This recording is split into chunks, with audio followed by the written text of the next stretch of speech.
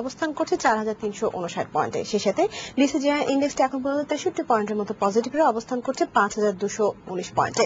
সে সাথে এখন পর্যন্ত টার্নওভারের পরিমাণ ছাড়িয়েছে ঢাকা শেয়ার বাজারে ১৯০ কোটি টাকার কিছুটা বেশি, এবং সেই সাথে এখন পর্যন্ত লেনদেনকৃত কোম্পানিগুলোর মাঝে দর বেড়েছে ২২০টি কোম্পানির এবং দর হারিয়েছে ১৬টি কোম্পানি। এবং এখন এই মুহূর্তে দর বাড়া এবং কমার মাঝে যে ব্যবস্থা সেটা খানিকটা বাড়তে দেখা যাচ্ছে, এবং সেই সাথে এখন পর্যন্ত দর অপরিবর্তিত রয়েছে ৯টি কোম্পানি। এবং এখন পর্যন্ত যেসব কোম্পানিগুলো টপ টিয়ারের তালিকায় অবস্থান করছে তার মাঝে আমরা দিনের শুরু থেকে আইএনএসপিকে দেখে গিয়েছে, এখন পর্যন্ত সেটাই অবস্থান করছে প্রথম অবস্থানে। দ্বিতীয় অবস্থানে রয়েছে গ্রামীণফোন, তৃতীয় অবস্থানে ন্যাশনাল ব্যাংক লিমিটেড, চতুর্থ অবস্থানে বিকন ফার্মা, পঞ্চম অবস্থানে ইউনাইটেড এয়ার, ষষ্ঠ অবস্থানে গোল্ডেন সন, সপ্তম অবস্থানে জাহিন টেক্সটাইল, অষ্টম অবস্থানে এসআইবিএল এবং নবম এবং দশম যথাক্রমে রয়েছে কিয়া কসমেটিক এবং শেষে আছে সামিট পাওয়ার। তো এই ছিল আমার কাছে ঢাকা শেয়ার বাজারে এই মুহূর্তের খবর। এখন চট্টগ্রাম শেয়ার বাজারে এই মুহূর্তের খবর জানতে যাচ্ছি সিএসসি স্টুডিওতে, সেখানে রয়েছে তাসমিয়া তারিন। বিনতি, ধন্যবাদ আপনাকে। আজকে চিটাগং স্টক দিনের শুরুটা হয়েছে কিছুটা মিশ্র প্রবণতা নিয়ে, কিন্তু মিশ্র প্রবণতা ৫ মিনিট অব্যাহত থাকার পর ইন্ডেক্স নেগেটিভ হতে থাকে, কিন্তু বেলা ১২টা ৩০ পর থেকে ইন্ডেক্স পজিটিভ হতে শুরু করেছে এবং এই মুহূর্তে আমরা 3টি ইন্ডেক্সকেই পজিটিভ দেখতে পাচ্ছি। এই মুহূর্তে সিএসসি 30 ইন্ডেক্সটি ৫৭ পয়েন্টের মতো পজিটিভ থেকে অবস্থান করছে ১৩,৫৩৩ পয়েন্টে। সেই সাথে সিএসসি সিলেক্টিভ ক্যাটাগরি ইন্ডেক্সটিও একইভাবে পজিটিভ রয়েছে এবং এই মুহূর্তে অবস্থান করছে ৯,৫০৩ পয়েন্টে এবং এই ইন্ডেক্সটি ৫৩ পয়েন্ট পজিটিভ রয়েছে। এবং সিএসসি অল শেয়ার প্রাইস ইন্ডেক্সটি এই মুহূর্তে অবস্থান করছে ১৪,৭৭৬ পয়েন্টে এবং ৮৯ পয়েন্টের মতো পজিটিভ রয়েছে এবং এই মুহূর্তে লেনদেনের গতি ছাড়িয়ে গিয়েছে ১৯,৯০,০০,০০০ টাকার কিছুটা বেশি। দিনের এই মুহূর্তে লেনদেন হয়েছে মোট ১৫৬টি কোম্পানি, এর মধ্যে দর বৃদ্ধির সংখ্যাটাই রয়েছে বেশি এবং এই মুহূর্তে দর বৃদ্ধি পেয়েছে ১০৫টির, কমেছে ৩৪টির এবং অপরিবর্তিত আছে ১৭টি। এই মুহূর্তে কোম্পানিগুলো টপ ট্রেডের তালিকায় রয়েছে, সেগুলো নাম দিচ্ছি। প্রথম অবস্থানে রয়েছে ইউনাইটেড এয়ার, গ্রামীণফোন রয়েছে এরপরে দ্বিতীয় অবস্থানে, তৃতীয় অবস্থানে রয়েছে আরএনএসপি, চতুর্থ অবস্থানে রয়েছে United commercial bank, Aftab auto রয়েছে পঞ্চম অবস্থানে, এরপরে রয়েছে national bank, Lafarge Surma cement রয়েছে সপ্তম অবস্থানে, অষ্টম অবস্থানে রয়েছে কন ফার্মা এবং সর্বশেষ নবম ও দশম অবস্থানে রয়েছে বেক্সিমকো এবং সোশ্যাল স্টক। তো এই ছিল আমার কাছে থাকা চিটাগং স্টক এক্সচেঞ্জে। এখন ফিরে যাচ্ছি ২১-এর মূল খবরে। এবার অন্যান্য প্রসঙ্গ। মানবতা বিরোধী অপরাধের মামলায় জামায়াতের সাবেক আমির গোলাম আজমকে কেন্দ্রীয় কারাগারে পাঠানো হয়েছে। জামিন আবেদন খারিজ করে তাকে কেন্দ্রীয় কারাগারে পাঠানোর নির্দেশ দেয় আন্তর্জাতিক অপরাধ ট্রাইব্যুনাল। এর আগে সকাল ৯:৩০টার দিকে বকবাজারের নিজ বাড়ি থেকে ট্রাইব্যুনালের উদ্দেশ্যে রওনা হন গোলাম আজম। ৯ জানুয়ারি হাজির হওয়ার নির্দেশ দেওয়ার পরদিন জামিন আবেদন করেন ইসলাম। বেলা ১০:৩০টার কিছু পরে ট্রাইব্যুনালে হাজির করে প্রথমে জামিন আবেদনের উপর শুনানি হয়, পরে আবেদন খারিজ করে দিয়ে কারাগারে পাঠানোর নির্দেশ দেওয়া হয়। এদিকে গোলাম আজমের বিরুদ্ধে পরবর্তী শুনানি হবে ১৫ ফেব্রুয়ারি।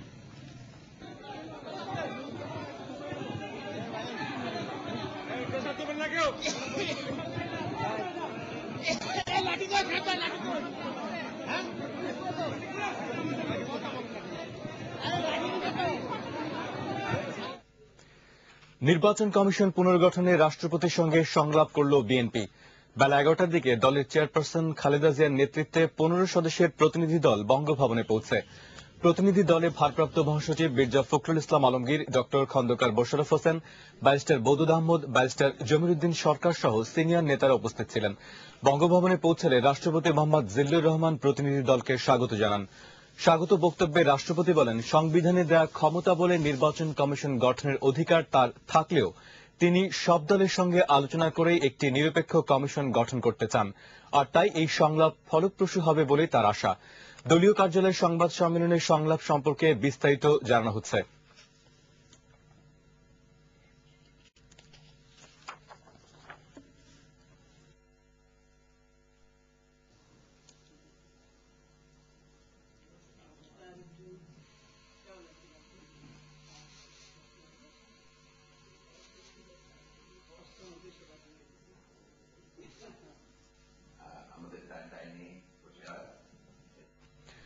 আজ আলোচিত সমালোচিত 1/11। ২০০৭ সালের এই দিনে বাংলাদেশের রাজনৈতিক ইতিহাসে ঘটে যায় অনাকাঙ্ক্ষিত ঘটনা। আমেরিকার টুইন টাওয়ারের সন্ত্রাসী হামলার ঘটনাবহুল 9/11-এর সঙ্গে মিলিয়ে সাধারণ মানুষের মুখে মুখে দিনটির নাম হয় 1/11। 2007 সালের 22 জানুয়ারি জাতীয় নির্বাচন হওয়ার কথা ছিল, তবে আওয়ামী লীগ ও জাতীয় পার্টি সহ বেশ কয়েকটি দল ওই নির্বাচন বর্জন করে।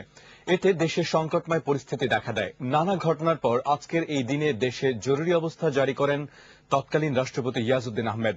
ছেড়ে দেন তার অতিরিক্ত প্রধান উপদেষ্টার পদ। সেনা সমর্থিত তত্ত্বাবধায়ক সরকারের প্রধান উপদেষ্টা হিসেবে দায়িত্ব গ্রহণ করেন ডক্টর ফখরুদ্দিন আহমেদ। ওই সরকারের সময় দেশের প্রধান দুই দলের নেতৃসহ অনেক শীর্ষ নেতাকে কারাগারে পাঠানো হয়।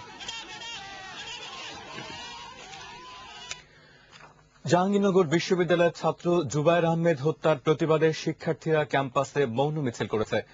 আর এই কর্মসূচিকে ঘিরে আজও ক্যাম্পাস রয়েছে থমথমে। সকাল থেকেই বিক্ষুব্ধ ছাত্ররা মুখে কালো কাপড় বেঁধে ক্যাম্পাসে মৌন মিছিল বের করে। পাল্টা মিছিল বের করে ছাত্রলীগ। এতে আতঙ্ক ছড়িয়ে পড়ে ক্যাম্পাসে। আজও ইংরেজি বিভাগ সহ অধিকাংশ বিভাগে ক্লাস বর্জন অব্যাহত রয়েছে। ক্যাম্পাস জুড়ে মোতায়েন রয়েছে বিপুল সংখ্যক আইন শৃঙ্খলা বাহিনীর সদস্য। ইংরেজি বিভাগে বর্ষের ছাত্র জুবায়ের আহমেদের স্মৃতির প্রতি শ্রদ্ধা জানাতে আগামীকাল বিশ্ববিদ্যালয় দিবসের সব কর্মসূচি আপাতত স্থগিত করেছে বিশ্ববিদ্যালয় কর্তৃপক্ষ। এদিকে আশুলিয়া থানা পুলিশ জানিয়েছে আটক আশিকুল ইসলাম রিমান্ডে জুবায়ের হত্যার সঙ্গে জড়িত থাকার কথা স্বীকার করেছে। শোকে স্তব্ধ জুবায়েরের গ্রামের বাড়ি। বাবা তোফায়েল আহমেদের আর্তনাদে ভারী হয়ে আছে পটুয়াখালীর কলাপাড়ার বাতাস। পুত্র শোকে মা আতসিয়া খাতুন বাকরুদ্ধ। ক্ষুব্ধ বন্ধু স্বজনরা চান এই হত্যার দৃষ্টান্তমূলক শাস্তি। পটুয়াখালী প্রতিনিধি মুজাহিদুল ইসলাম প্রিন্সের রিপোর্ট, জানাচ্ছেন মুশফিকা নাজনীন।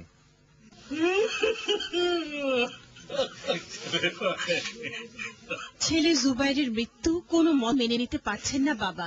থেকে থেকেই তার মনে পড়ছে আদরের ছেলের কথা।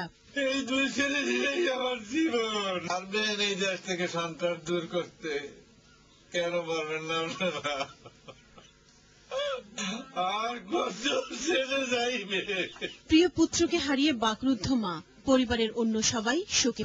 আমরা চাই যে ভবিষ্যতে যেন বাংলাদেশের আর কোনো সন্তান কোনো বাপ মার কোলে এইভাবে মৃত্যু হইয়া লাভে ফিরে না। জুবায়েরের স্কুলের শিক্ষকরা পরিকল্পিত এই হত্যাকাণ্ডে সুষ্ঠু বিচার চান। বিচারের দাবিতে শহর জুড়ে মানববন্ধনে কলাপাড়ার সকল শিক্ষা প্রতিষ্ঠানের শিক্ষার্থীরা। এই ধরনের একটা মেধাবী ছাত্র অকাল মৃত্যু আমরা কামনা করিনি। আমি এই অরণ্যে যারা এই সাথে সংশ্লিষ্ট ছিল সেই সমস্ত সন্ত্রাসীদের দৃষ্টান্তমূলক শাস্তি দাবি করছি। বিশ্ববিদ্যালয়ে জুবায়েরের বন্ধুরা এই জন্য বিশ্ববিদ্যালয়ের ভিসিকে দায়ী করে। তাদের অভিযোগ, ভিসির নেতৃত্বে গত ফেব্রুয়ারিতে তাদের ক্যাম্পাস থেকে বিতাড়িত করা হয়। পৃথকভাবে অনার্স পরীক্ষার শেষ দিনে জুবায়েরকে হত্যা করা হয়। ভিসি স্যার তাদেরকে শেল্টার দিচ্ছে, তাই তাদের ক্ষমতা ছিল তারা সেই ক্ষমতার আমার বন্ধুটাকে মেরে ফেলছে। ছাত্রলীগের অভ্যন্তরীণ কোন্দলে নিহত জাহাঙ্গীরনগর বিশ্ববিদ্যালয়ের ইংরেজি বিভাগের শিক্ষার্থী পটুয়াখালীর কলাপাড়া এতিমখানা পৌর গোরস্থানে কবর দেয়া হয়। Desk report, 21 television. এবার আমাদের নিয়মিত আয়োজন জনদুর্ভোগ।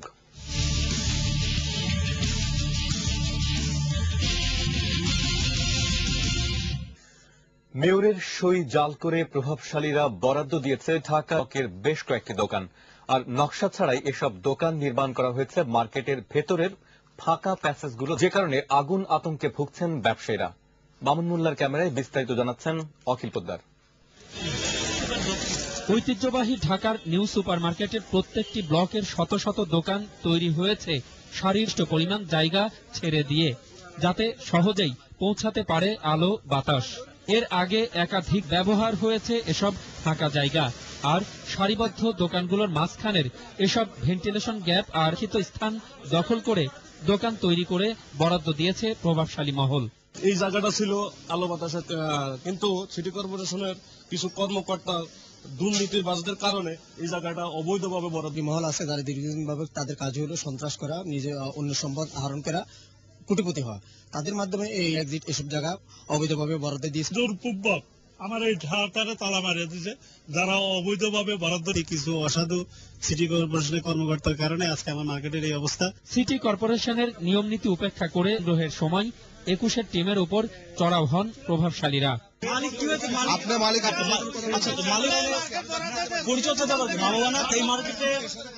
কিছু টাকা থাকা সত্ত্বেও ওরা রাতের অন্ধকারে আইসে দোকান বানানো পায় তারা করছে। গত বুধবার একটা লোক পড়ে এখান থেকে মরে গেছে, মার্কেটে রেন্ডিং নাই, রেন্ডিং এর কারণে ছাদ ধসে ধসে পড়ে গেছে, কিন্তু এগুলোর প্রতি সিটি কর্পোরেশনের কোনো ভ্রুক্ষেপ নাই।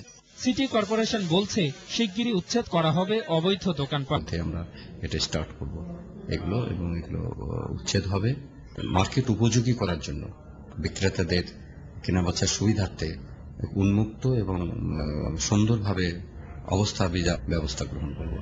অবিলম্বে মার্কেটের ক্ষতিগ্রস্ত অংশ ঠিক করার দাবি জানিয়েছেন ব্যবসায়ীরা। কর্পোরেশনের কিছু দুর্নীতিবাজ কর্মকর্তার কর্মচারীদের অনিয়মের কারণে মারাত্মক সমস্যায় রয়েছেন নিউ মার্কেট উত্তর ব্যবসায়ী আর হাজারো শ্রমজীবী মানুষ। প্রিয় দর্শক, আপনার চারপাশে নানা সমস্যা আর ভোগান্তির চিত্র একুশে টেলিভিশন এসব তথ্য জানাতে ফোন করুন, এই নম্বরে পৌঁছে যাব। আমি অখিল পোদ্দার, আর একুশে টেলিভিশনের ক্যামেরা দশাই সবসময় পাশে আছে একুশে টেলিভিশন। এবার বিরতি, ফিরছি আরো খবর নিয়ে।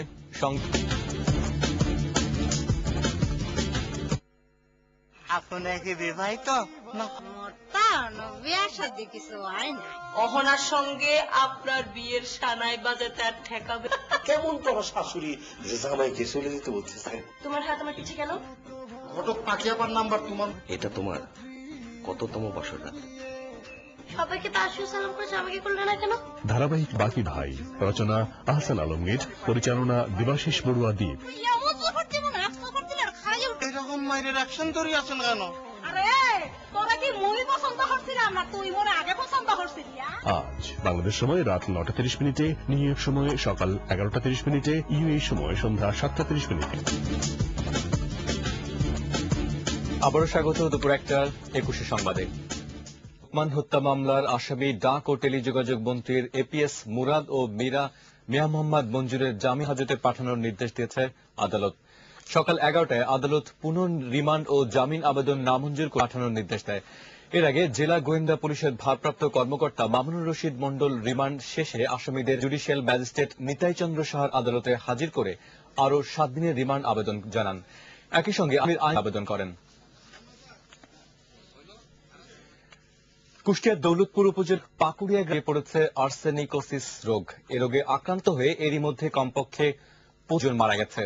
স্পেশাল বিভাগ রোগ প্রতিরোধে আর্সেনিকযুক্ত নলকূপের পানির পরিবর্তে বিশুদ্ধ পানি পানের পরামর্শ দিলেও সামান্য পুরনো পথেই হাঁটছেন গ্রামের অধিকাংশ মানুষ। কুষ্টিয়া প্রতিনিধি জহুরুল ইসলামের রিপোর্ট, জানাচ্ছেন রঞ্জক রিজভী। ভারত সীমান্ত ঘেঁষা কুষ্টিয়ার পাকুড়িয়া গ্রাম। আর্সেনিক বিষে জর্জরিত এখানকার অসংখ্য মানুষ। প্রতিটি পরিবারে রয়েছে একাধিক আর্সেনিক আক্রান্ত রোগ। ইতিমধ্যে মারা গেছে 25 জন। সমস্যাটি দীর্ঘ বিশুদ্ধ পানি পানের পরামর্শ দেওয়ার মধ্যেই সীমাবদ্ধ জনস্বাস্থ্য প্রকৌশল বিভাগের কার্যক্রম। আমার শাশুড়ি মারা, স্বামীও মারা গেছে, তারপরে হলো দেওরও মারা গেছে, তারপরে এখন ছেলের গায়ে মেয়ের গায়ে হয়েছে। আর্সেনিকটা এদিকে আপনারা নিম্ন 20 বছর হবে এলাকায় আসা, কিন্তু এতটা আমরা তোমাদের আর্সেনিক কি বলে পানি পরীক্ষা করতে আসলো, তখন আমরা বলছিলাম এটা আর্সেনিক। কোন জায়গায় যদি কাটে যায় তো ওটা শুকাতে ভালো। বিশুদ্ধ পানি পানের সামর্থ্য না থাকায় প্রাণঘাতী জীবাণুযুক্ত পানি পান করে এই গ্রামের অসংখ্য মানুষ আক্রান্তদের পাশাপাশি এলাকার জনপ্রতিনিধিরাও অবিলম্বে বিশুদ্ধ পানির প্লান্ট স্থাপনের দাবি জানিয়েছেন। আর্সেনিকের টিউবওয়েলে আর্সেনিক আছে এবং আমরা সরকার বাজারের কাছে যাতে এই বিশুদ্ধ পানি সরবরাহ করা যায় দৃষ্টি রেখে আমরা আপনাদের জানাচ্ছি। জনস্বাস্থ্য প্রকৌশল বিভাগের কর্মকর্তারা সীমিত সামর্থ্য মোকাবেলার চেষ্টা করছেন। তারা মধ্যপ্রাচ্য ইতিমধ্যে আমরা সাইড দিয়ে দিচ্ছি, 50% হচ্ছে এমপি মডেল আর 50% উপজেলা পরিষদ। তাদেরকে আমরা বলা হচ্ছে যে যেখানে আসন ক্যান্ডিডেট বেশি সে এলাকায় এই সাইড দেবে। সরকার দ্রুত এ ব্যাপারে পদক্ষেপ নেবে, এমনই প্রত্যাশা পাকুড়িয়া গ্রামের ভুক্তভোগী অসহায় মানুষদের। ডেস্ক রিপোর্ট, একুশে টেলিভিশন। দেশের বাইরের খবর। রবীন্দ্রনাথ ঠাকুরের তাল করে চলছে কোটি কোটি টাকার ব্যবসা। ধর্মতলার মেট্রো চ্যানেলে জাল ছবির প্রতিবাদে পথে নেমেছে কলকাতা থেকে সুরজিৎ ব্যানার্জির রিপোর্ট, জানাচ্ছেন জাবের গাজী। ছবি, কবিতা সবই রাষ্ট্রের সম্পত্তি। এগুলো নিয়ে এক শ্রেণী বিদেশে চড়া দামে বিক্রি করে চালিয়ে যাচ্ছে কোটি কোটি টাকার ব্যবসা। সম্মান রাখতে শুধু পশ্চিমবঙ্গ নয়, সরব হতে হবে কেন্দ্রকেও। জাল ছবি নিয়ে ব্যবসা করা নোবেল চুরির ঘটনা থেকে বড় ঘটনা বলে ধিক্কার জানালেন অভিযোগকারীরা। This exhibition was there very intelligently, because in presence of governor or dignitaries, maybe could publicize that this is a grating or something like. কে আরো তৎপর হয়ে দোষীদের অবিলম্বে শাস্তির কথা জানালেন রবি অনুরাগীরা। জাবের গাজী। দুর্নীতি নিয়ে প্রেসিডেন্ট ও প্রধানমন্ত্রীকে সুপ্রিম কোর্টে সততার পর জরুরি পার্লামেন্ট ও পাকিস্তান সরকার। বৃহস্পতিবার এই অধিবেশন বসছে। প্রেসিডেন্ট আসিফ জারদারি ও প্রধানমন্ত্রী ইউসুফ রাজার সভাপতিত্বে মঙ্গলবার রাতে এক বৈঠকের পর এই সিদ্ধান্ত নেওয়া হয়। এতে যোগ দেন মন্ত্রিসভার কয়েকজন সদস্য ও ক্ষমতাসীন পার্টির জ্যেষ্ঠ নেতারা। বৈঠকে দেশের সর্বশেষ রাজনৈতিক পরিস্থিতি নিয়ে আলোচনা হয়। মার্কিন প্রেসিডেন্ট নির্বাচনে রিপাবলিকান দল থেকে মনোনয়ন লড়াইয়ে আরও এক ধাপ এগিয়ে গেলেন মিট রমনি। অঙ্গরাজ্যের পর এবার নিউ হ্যাম্পশায়ারেও জয় পেলেন তিনি। ম্যাসাচুসেটস অঙ্গরাজ্যের সাবেক গভর্নর রমনি পেয়েছেন, নিকটতম প্রতিদ্বন্দ্বী টেক্সাস কংগ্রেসম্যান রন পল পেয়েছেন 25% ভোট, আর সাবেক ইউটা গভর্নর জন 17% ভোট। গেল সপ্তাহে আইওয়া অঙ্গরাজ্যের প্রথম ভোটে রিক সান্তোরামকে হারিয়ে জয় পান রমনি। শেষে আগস্টে রিপাবলিকান দলের সম্মেলনে আনুষ্ঠানিকভাবে বিজয়ী প্রার্থীকে প্রেসিডেন্ট পদে মনোনয়ন দেওয়া হবে। আর প্রেসিডেন্ট নির্বাচনে লড়বেন ডেমোক্র্যাট প্রার্থী প্রেসিডেন্ট বারাক ওবামার বিরুদ্ধে। আরব লীগের পর্যবেক্ষক দলের উপস্থিতিতেই সিরিয়া সরকারের উপর হত্যাযজ্ঞ চালিয়ে যাচ্ছে বলে জানিয়েছে জাতিসংঘ। জাতিসংঘের রাজনৈতিক শাখার প্রধান বিবেক্ষক দল সিরিয়া যাওয়ার পর এ পর্যন্ত মারা গেছে 400 বিক্ষোভকারী। জাতিসংঘে মার্কিন দূত সুসান রাইট সহিংসতায় সিরিয়ায় প্রতিদিন গড়ে প্রাণ হারাচ্ছে 40 জন। পর্যবেক্ষক দলে যাওয়ার পর সংখ্যা আরও বেড়েছে। পর্যবেক্ষকদের উপর হামলার দায় সিরিয়া সরকারকেই নিতে হবে বলে হুঁশিয়ার করেন আরব লীগ সচিব নাবিল আল আরাবি। সিরিয়ার অস্থিতিশীলতার জন্য বিদেশি ষড়যন্ত্রই দায়ী প্রেসিডেন্ট বাশার আল আসাদের এমন মন্তব্যের নিন্দা জানিয়েছে যুক্তরাষ্ট্র। খেলার খবর। কোপা দেল রেতে করিম বেনজামিনের এক ম্যাচে হারিয়েছে রিয়াল মাদ্রিদ। মালাগার এস্তাদিও লা রোজালেদা স্টেডিয়ামে দুদল খেলোয়াড় গোলের দেখা পাচ্ছিলেন না, তখন রিয়ালের জন্য আশীর্বাদ দেখা দেয় মালাগার গোলরক্ষক ওয়ালি ক্যাভালেরো। মিনিটে বাম দিক থেকে করিম বেনজামিন যে শট নেন তা ওয়ালি ধরেও হাতে রাখতে পারেননি। হাত ফসকে বাকি সময় আর কোনো দল গোল করতে পারেনি। এক গোলের জয় নিয়ে মাঠ ছাড়ে হোসে মরিনহোর দল। শেষ করছি দুপুর 1টার 21 সংবাদ। যাবার আগে শিরোনামগুলো আরো একবার। মানবতা বিরোধী অপরাধের মামলায় জামিন আবেদন খারিজের পর কেন্দ্রীয় কারাগারে গোলাম আজম। রাষ্ট্রপতির সঙ্গে সংলাপে তত্ত্বাবধায়ক সরকার ব্যবস্থা পুনর্বহালের দাবি জানাল বিএনপি। দুবাইয়ের হত্যার প্রতিবাদে জাহাঙ্গীরনগর বিশ্ববিদ্যালয়ের শিক্ষার্থীদের লাগাতার আন্দোলন কর্মসূচি বাতিল। 21 টেলিভিশনের সবশেষ খবর জানতে 2024 নম্বরে আর লগ অন করুন www.21-tv.com সাইটে। এছাড়া এখনই দেখা যাচ্ছে ফেসবুক ও টুইটারে। এতক্ষণ সঙ্গে থাকার জন্য ধন্যবাদ। আমাদের পরের সংবাদ বেলা 3টায় আমন্ত্রণের সঙ্গেই থাকুন।